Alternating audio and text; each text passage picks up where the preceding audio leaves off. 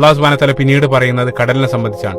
അപ്പൊ ആദ്യം കരയെ സംബന്ധിച്ചാണ് പറയുന്നത്. കാരണം അതിലുള്ള ഒരു യുക്തി എന്താണെന്ന് വെച്ചാൽ, നമുക്കറിയാം മനുഷ്യനോടാണ് അല്ലാഹു സുബ്ഹാനഹു വ തആല സംസാരിക്കുന്നത്.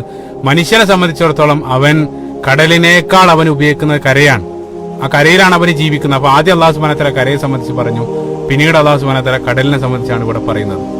അപ്പോൾ കരയിൽ മാത്രമല്ല, മറിച്ച് കടലിലുള്ളത് മുഴുവനും സംവിധാനിച്ചതും അതിനെയെല്ലാം നിയന്ത്രിക്കുന്നതും അല്ലാഹു സുബ്ഹാനഹു വ തആലയാണെന്നാണ് അല്ലാഹു സുബ്ഹാനഹു വ തആല ഈ ഒരു പരാമർശിക്കുക വഴി സ്ഥാപിക്കുന്നത്.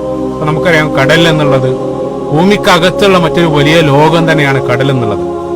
അല്ലാഹു സുബ്ഹാനഹു വ തആല മനുഷ്യനുമായിട്ട് ബന്ധപ്പെട്ട് കടൽ അല്ലാഹു സുബ്ഹാനഹു വ തആല സംവിധാനിച്ചിട്ടുള്ള നിരവധി അനുഗ്രഹങ്ങളെ സംബന്ധിച്ചും അതോടൊപ്പം ആ ഒരു മഹാത്ഭുതത്തെ സംബന്ധിച്ച്, അതായത് അള്ളാഹുവിന്റെ സൃഷ്ടിയുടെ മഹാത്ഭുതം ഭൂമിയിലുള്ള മനുഷ്യന് ദർശിക്കാനുള്ള ഏറ്റവും പ്രകടമായിട്ട് അള്ളാഹുവിന്റെ ഒരു ദൃഷ്ടാന്താണ് കടൽ എന്നുള്ളത്. അതിലേക്കാണ് അല്ലാഹു സുബ്ഹാനഹു വ തആല മനുഷ്യന്റെ ശ്രദ്ധ ക്ഷണിക്കുന്നത്. പക്ഷെ വിചിത്രമായിട്ടൊരു കാര്യം, ശാസ്ത്രീയമായിട്ട് നമ്മൾ നോക്കുന്ന സന്ദർഭത്തിൽ നമ്മൾ ഭൂമിക്ക് അപ്പുറത്തുള്ള വാനലോകത്ത് നമ്മൾ അറിഞ്ഞ അത്ര പോലും ഭൂമിക്കകത്തുള്ള കടലിനെ സംബന്ധിച്ച് നമുക്ക് അറിയാൻ സാധിച്ചിട്ടില്ല എന്നുള്ളത് വളരെ വിചിത്രമായിട്ടുള്ള ഒരു കാര്യമാണ്. അതായത് നമ്മുടെ അതിലുള്ള അറിവ് വളരെ പരിമിതമാണ്. ആ പരിമിതമായിട്ടുള്ള അറിവിന്റെ അടിസ്ഥാനത്തിൽ തന്നെ നമ്മൾ ഇതുമായിട്ട് ബന്ധപ്പെട്ട് ചേർത്ത് ചിന്തിക്കുന്ന സന്ദർഭത്തിൽ നിരവധി അത്ഭുതങ്ങൾ കാണാൻ സാധിക്കുന്നുണ്ട് എന്നുള്ളതാണ്.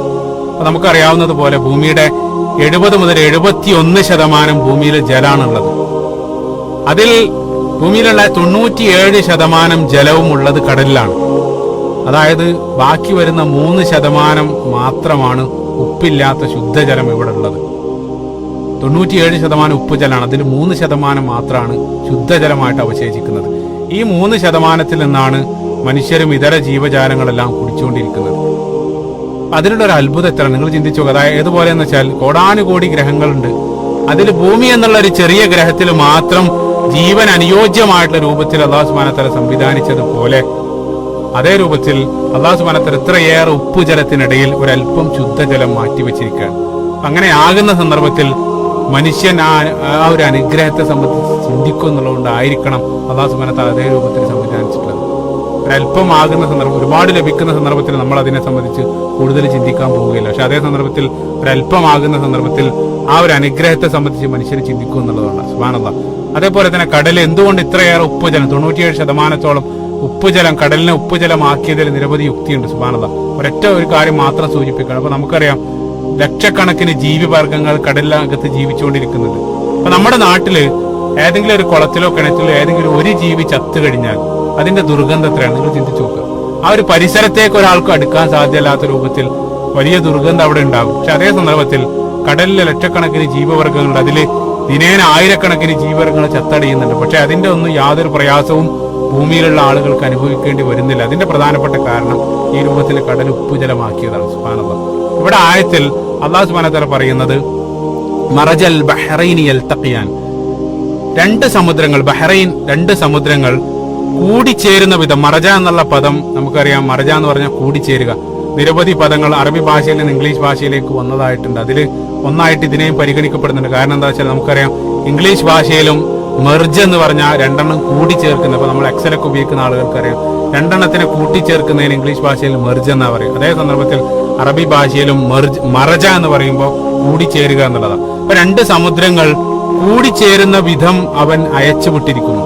എന്നിട്ട് അല്ലാഹു സുബ്ഹാനഹു വ തആല അടുത്ത ആയത്തിൽ ബൈനഹുമ ബർസഖുൻ ലാ യബ്ഗിയാൻ, അവക്കിടയിൽ ഒരു ബർസഖ് ഉണ്ട്, അതിനെ അവർ ഭേദിക്കുന്നില്ല. ബർസഖ് എന്ന് വെച്ചാൽ മറ. ബർസഖ് എന്നുള്ള പദം നമ്മളെ സംബന്ധിച്ച്, മുസ്ലിങ്ങളെ സംബന്ധിച്ചിടത്തോളം സുപരിചിതമാണ്. കാരണം ദുനിയാവിനും ആഖിറത്തിനും ഇടയിലുള്ള ചെറിയ സങ്കേതത്തെയും നമ്മൾ ബർസഖ് എന്നാണ് വിളിക്കുന്നത്. ഖബറിലുള്ള നമ്മുടെ ജീവിതം. സുബ്ഹാനല്ലാഹ്. അത് രണ്ടിനും ഇടയിലുള്ള ചെറിയ ലോകമാണ്, അല്ലെങ്കിൽ ചെറിയൊരു മറയാണ് നമ്മുടെ ബർസഖ്, ഈ ജീവിതം. അപ്പോൾ അത്ഭുതം എന്താന്ന് വെച്ചാൽ, ഒരു ഭാഗത്ത് ഉപ്പുജലവും മറ്റൊരു ഭാഗത്ത് ശുദ്ധജലവും, അതേ രൂപത്തിൽ ഒരു ഭാഗത്ത് ദുനിയാവും മറ്റൊരു ഭാഗത്ത് ആഖിറത്തും, അതിനിടയിൽ വരുന്ന ലോകത്തെയും നമ്മൾ ബർസഖ് എന്നാണ് വിളിക്കുന്നത്.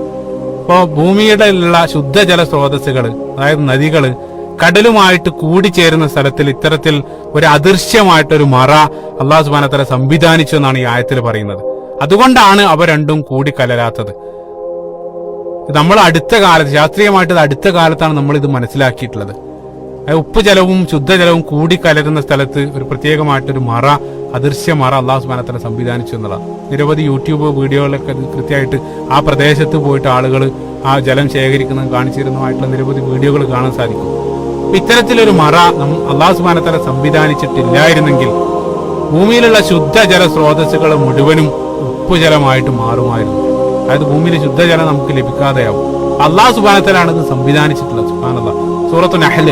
സൂറത്തു നഹ്ലിന്റെ 12-ാമത്തെ ആയത്ത് ഇതിനോട് നമ്മൾ ചേർത്ത് വായിക്കേണ്ടതാണ്. അവിടെ അള്ളാഹു സുബ്ഹാനഹു വ തആല പറഞ്ഞു, വമാ യസ്തവിൽ ബഹ്റാനി ഹാദാ അദ്ബുൻ ഫുറാത്തുൻ സാഇഹുൻ ശറാബുൻ വഹാദാ മിൽഹുൻ ഉജാജ്. രണ്ട് ജലാശയങ്ങൾ അത് സമമാകുകയില്ല.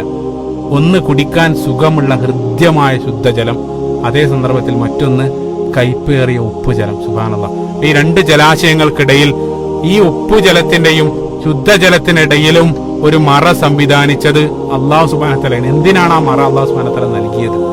അത് അതേ ആയത്തിന്റെ അവസാന ഭാഗത്ത് അല്ലാഹു സുബ്ഹാനഹു വ തആല പറയുന്നുണ്ട്, ലിതബ്തഉ മിൻ ഫളിഹി വലഅല്ലകും തഷ്കുറൂൻ. അള്ളാഹുവിന്റെ അനുഗ്രഹത്തെ സംബന്ധിച്ച് നിങ്ങൾ മനസ്സിലാക്കാനും നിങ്ങൾ നന്ദി കാണിക്കാനും വേണ്ടിയിട്ടാണ് ഈ ഒരു അനുഗ്രഹം അല്ലാഹു സുബ്ഹാനഹു വ തആല മനുഷ്യന് നൽകിയത്. സുബ്ഹാനല്ലാഹ്.